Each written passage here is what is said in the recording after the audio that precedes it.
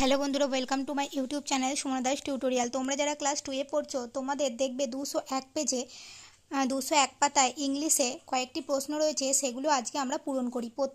প্রথমে বলেছে fill in the blanks. ইট আর দেয়ার দিয়ে তোমাদের এই ঘরগুলো পূরণ করতে হবে। তো প্রথমে কি বসবে দেখো, ইট ইজ সানডে আফটারনুন, তারপর there are children in the park, it is a garden in the middle of the park, there are many flowers in the garden, it is a beautiful scene।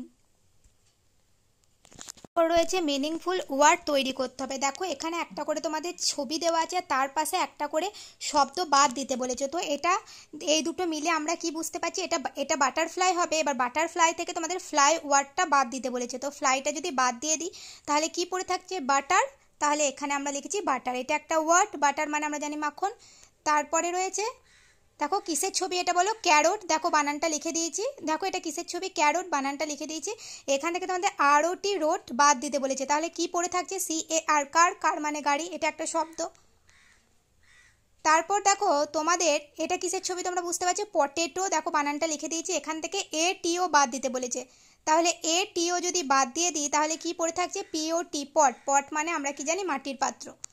তারপরে দেখো কিসের ছবি, এটা pineapple মানে আনারস, এখান থেকে PINE বাদ দিতে বলেছে। তাহলে এটা বাদ দিয়ে দিলে আমাদের কি পড়ে থাকছে, APPLE, অ্যাপেল। অ্যাপেল মানে আপেল, একটা শব্দ, মিনিংফুল ওয়ার্ড। তারপর দেখো এখানে একটা ছবি দেওয়া আছে, এটা কি, এটা হচ্ছে ধনুক। এটাকে ইংরেজিতে কি বলে, BOW, বো। এবার এখানে দেখো সব মিলে যদি রেনবো লিখি তাহলে বো শব্দটা যদি আমরা বাদ দিই তাহলে পড়ে থাকছে রেন। তাহলে শব্দটা কি হবে, রেন। রেন মানে আমরা জানি বৃষ্টি। তাহলে এইভাবে তোমরা করবে। 201 পাতাটা সলভ করে দিলাম।